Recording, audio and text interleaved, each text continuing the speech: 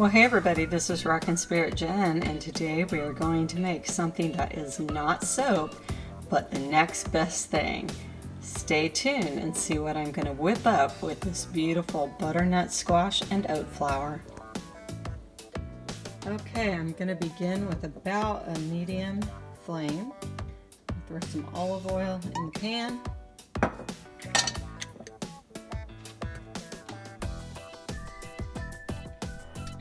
Take these beautiful onions that I sliced thinly, and we're going to caramelize those. We're going to start sweating those out and bring them to a little bit of a caramelization. This is one of my favorite, what they would call almost vegan. Basically, I make this as a vegan dish, but because I need some protein that's beyond what I could get since I can't eat nuts and seeds, and I don't eat eggs, so it leaves me having to put a little bit of some organic turkey slices on here to get some of my protein. But if you want this to be straight up vegan, leave the turkey out. So I'll be back when these are nice and caramelized. I'm going to put a little bit of salt on and just a little bit of some natural sugar source to help those caramelize down and get really nice and flavorful. Okay, meanwhile back at the ranch, I've got this beautiful butternut squash. Got my onions on it. I added a little bit of garlic powder, a little bit of onion powder, black pepper, a little bit of Himalayan pink salt, and a smidge of coconut sugar that I just sprinkled it to go ahead and bring out that sweetness, and then a little bit of that salt to help sweat those onions out. I begin with 500 grams of cubed up butternut squash, so we'll just peel this off, and then I'll cube it up and measure out 500 grams, and then I'll get that on the steamer.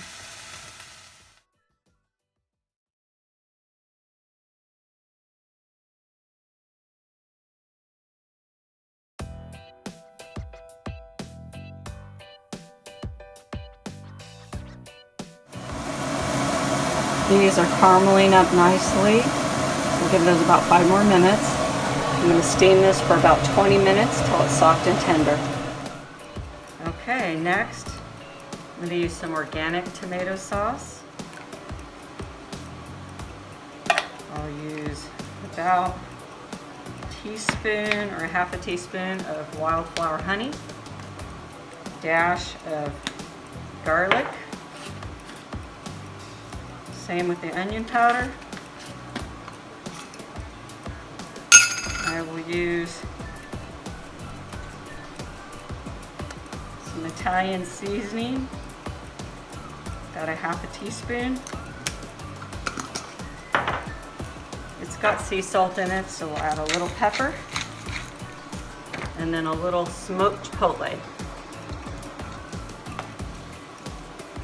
Just a little bit. That'll give it a little kick of heat. I'm going to stir this up and let the flavors meld together.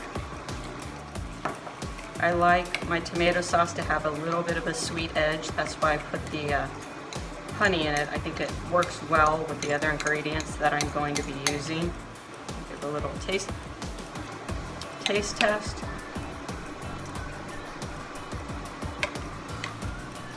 Add just a smidge more honey. A little bit more Italian seasoning, a touch more of everything. I want to be sweet and savory. Just a hint of salt in the background, not too much salt that I want coming through on this.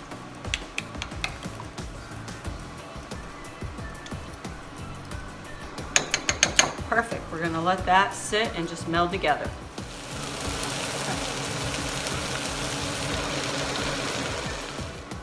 Okay, this is piping hot from the pan. We're just going to mash this up.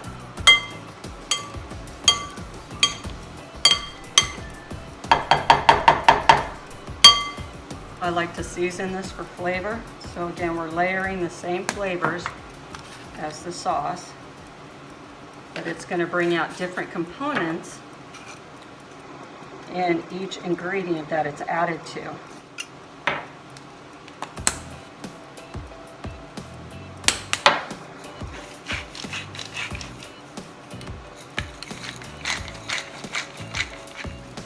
And to this, I'm going to add a little bit of nutritional yeast.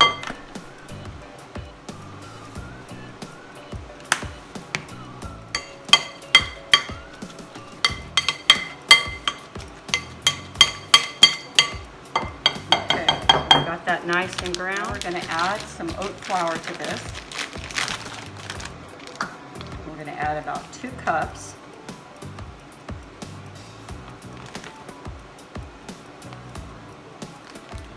We're going to go just shy.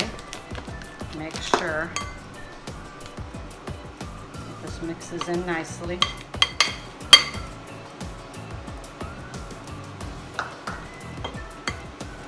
Have you guessed what we're making yet?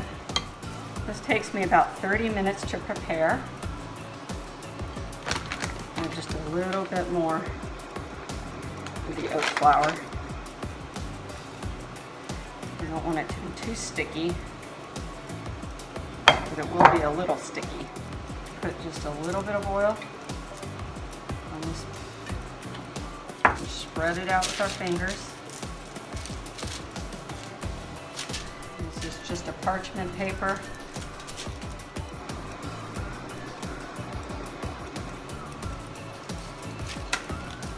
Put your fingers in this.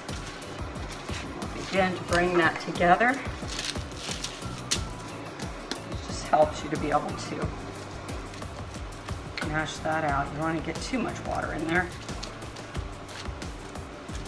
You want to make sure to push it out from the center because you don't want the center to be a big mound, because then it'll be more doughy in the middle. You don't want that.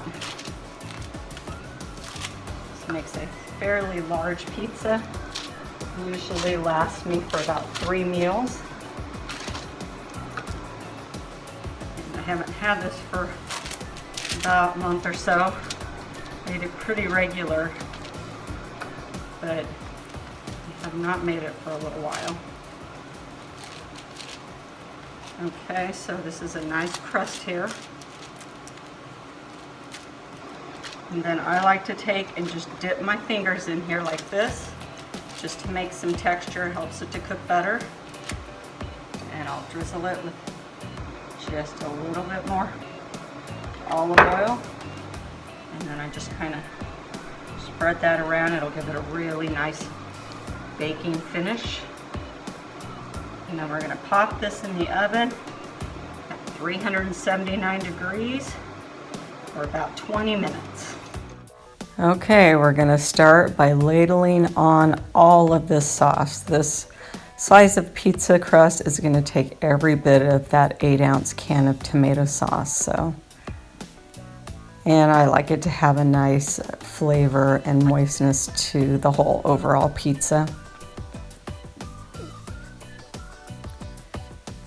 So I put it on a pretty even layer here. So I'm just going to put a thin layer of this onion carrot mixture evenly around the pizza so that every bite gets the wonderful caramelized flavor in there. It really infuses the whole pizza very nicely. Next, we're going to put a nice even layer of spinach leaves all over the top of the pizza.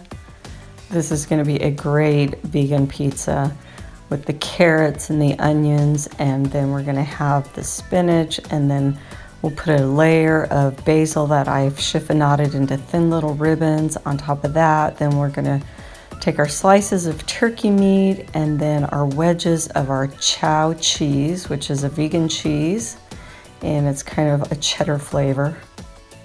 As close to you can get as a cheddar flavor. Between a cheddar and a provolone and a mozzarella is kind of the flavor theme. So here's the turkey. Made thin little strips out of about probably 3 or 4 slices. And it gives a nice little salty aspect as that cooks and browns up underneath the heat of the oven. And I do a little bit of broiling for about the last 5 minutes and that gives a nice bubbliness to the cheese and a little bit more smoky kind of bacon salty flavor to the meat. Once that broiling heat hits that, it turns out to be really, really nice. And you could put black olives on these, that would be really nice. Bell peppers. If I had some button mushrooms, I would have sauteed those along with the onions and the seasonings that I put in. Typically it would be, garlic powder, onion powder, salt, pepper, and then I'll cook those down. It gives a really nice flavor. So a little bit more nutritional yeast. That is another very umami flavor. It gives a nice cheese balance and really brings it all together for somebody that's not eating dairy cheese. Between a soy-based cheese and a little bit of that nutritional yeast just brings it all together and makes it taste like a really nice cheese pizza. So we're going to put this in the oven, again about 379 to 400 degrees for about 20 minutes. The last 5 minutes I will put that on broil to get a nice topping. Okay, here's the cheese that I use and the meat that I use. And what would pizza be without ranch? Can't eat it without ranch. Well, my camera died and I couldn't wait to eat it, so I went ahead and cut it up and put it on the plate. And now I'm sitting down to enjoy this on my couch watching Gunsmoke with my husband. But here's the nice crust, nice crisp, very tender, yummy. And so we'll go ahead and cut this and put it in that beautiful dip, and you can see me taste testing. It's been a long time. Oh, so good. Can't believe it. My taste buds are dancing. Hallelujah. And there is the finished product. A happy girl. And now we're going to have some sips of some beautiful coffee and enjoy the rest of my day. With that, hope you enjoy it. God bless. Make it a great day. Check out my Alpha Gal Chef in 30 Minutes or Less, Alpha Gal Support Products on Facebook and Instagram for some great recipes.